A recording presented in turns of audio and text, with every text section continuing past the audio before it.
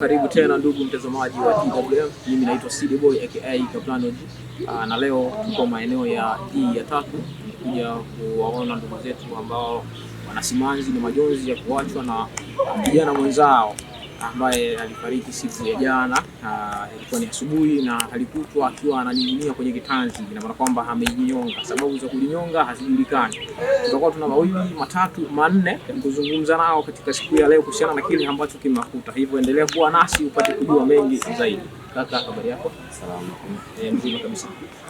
Unaitwa nani kwa majina? Majina ni Kanchi. Kanchi, wewe ni mkaaji wa kijiji cha D3 kwa muda mrefu kabisa. Au sio? Marehemu alifahamika kwa majina gani? Jumla ya majina yake ukianzia yale ambayo alipewa na wazazi wake na yale ambayo yalikuwa yameitwa sana katika kijiji. Marehemu kwa majina ambayo nilikuwa namfahamu kwa Tiago kocha wangu.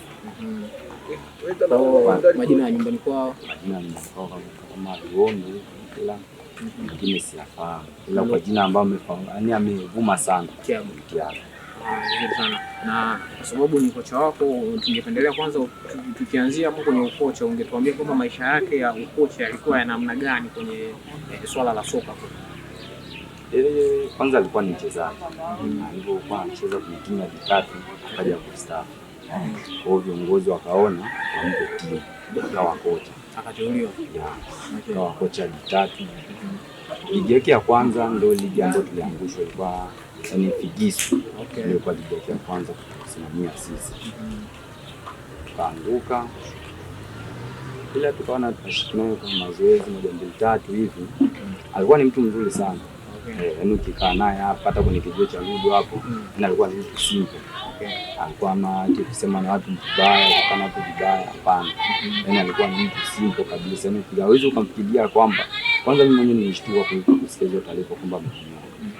Maana tulikuwa tuko uwanjani kule. Tulikuwa mtegemei. Yaani tulikuwa tutegemei kama anaweza kafanya kitendo cha kunyonga. Vizuri sana. Mimi nikupe tena pole kwa mara nyingine. Asante, mwana kishapoa. Asante sana. Na tukirudi sasa kwenye hali ambayo imetukuta siku ya leo, wewe kwa kupata taarifa hiyo kama mchezaji wake, bwana kocha wako umekutwa na hili na lile. Uliposikia taarifa hiyo hapo wewe ulichukua maamuzi gani au ulifanya kitu gani? Cha kwanza niliposikia taarifa sikuamini. Maana nilipokuambia nilikuwa uwanjani kule, nilitoka moja kwa moja mpaka nyumbani kwake. Nikaambiwa kwamba mwili ushapelekwa hospitalini kule mgonjwa. Sikuamini, tukasema hapana bwana, nikahakikisha mwenyewe. Moja kwa moja mpaka wapi? Mwanzo. Kuja kuangalia hivi nikakuta nini. Na Tiago alikuwa ni mtu gani hasa katika kijiji, maisha yake? Tukiachana na yale ya soka, tukirudi kwenye kijiji chenu cha, alikuwa ni mtu gani? Ukiulizwa hivyo waweza kusema nini? Kwamba kama alikuwa ni mtu gani? Kwanza alikuwa yani ndio maana nilikwambia mara ya kwanza alikuwa ni mtu simple. Kwamba sisi kwamba alikuwa na uongozi tu kwenye kijiji fulani. Hapana, yeye alikuwa ni cha kwanza alikuwa ni mtu wa kanisa. Na kwa nini alivyokuwa yeye alikuwa ni vitu viwili. Mtu wa kanisa na mtu wa soka. Ndio vitu ambavyo nilikuwa namfahamu kwa maisha yake. Ile kusema masuala ya uongozi eti kwamba ni ana uongozi kwenye kijiji. Hapana, nilikuwa sijui. Na alikuwa kwamba najua ana kwamba ana nafasi sehemu gani kwenye kijiji. Vizuri sana. Na wewe kama mwanakijiji mwenzake au kijana mwenzake, tena mchezaji wake, unahisi kwamba alikuwa na migogoro na mtu yeyote katika kijiji au alikuwa tu hana au hajawahi kuwa na magombano au marumbano na mtu yeyote katika kijiji? Najua mtu aweza kukosa na nini.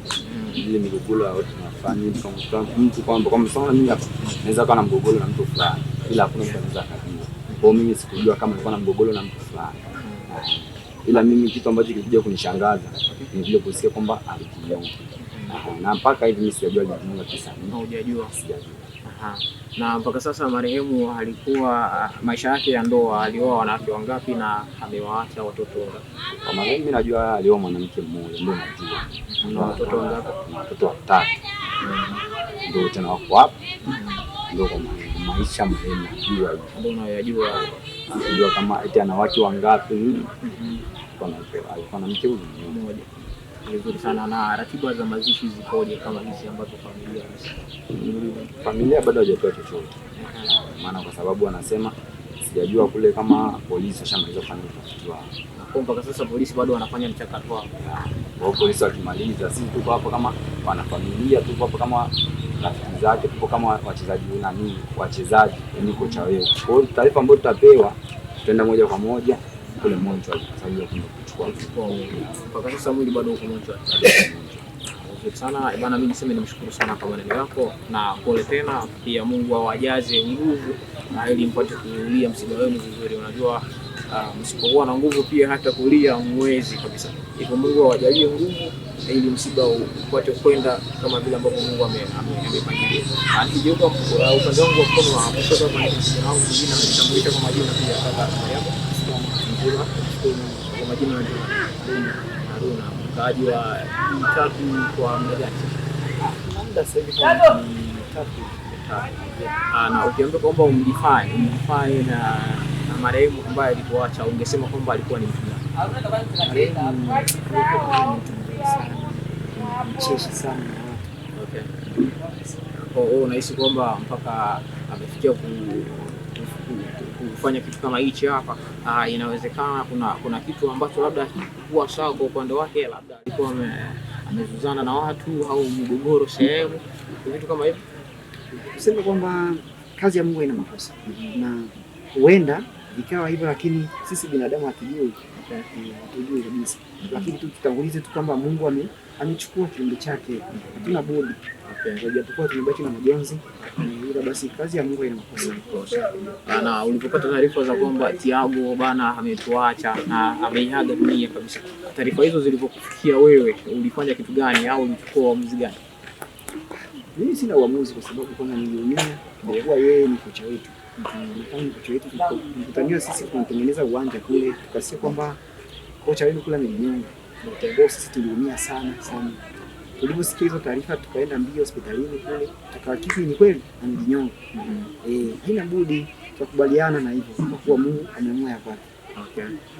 Bana, mimi sidhani kama nitakuwa na mengi ya ziada, labda tu ni kuambieni nyote pole, na pole pia kwa jamii nzima ambayo imepatwa na janga kama hili. Na pia pole zangu ziende kwa timu yenu ambayo ni ya D3 City kama sijakosea. Mpoe sana na Mungu awajalie neema na nguvu pia. Bana, mimi sina mengi kama nilivyokuambia hapo nyuma. Mimi naitwa CD Kaplan na hii hapa ni TWM. Endelea kuwa nasi ili upate kujua kile ambacho kitaendelea baada ya hichi hapa ambacho tumekifanya. Usisahau kusubscribe kama ni mara yako ya kwanza, kulike, kushare na kucomment. Na nyuma ya kamera niko na Nigama, one of the best shooter in Nyarugusu camp. Ciao.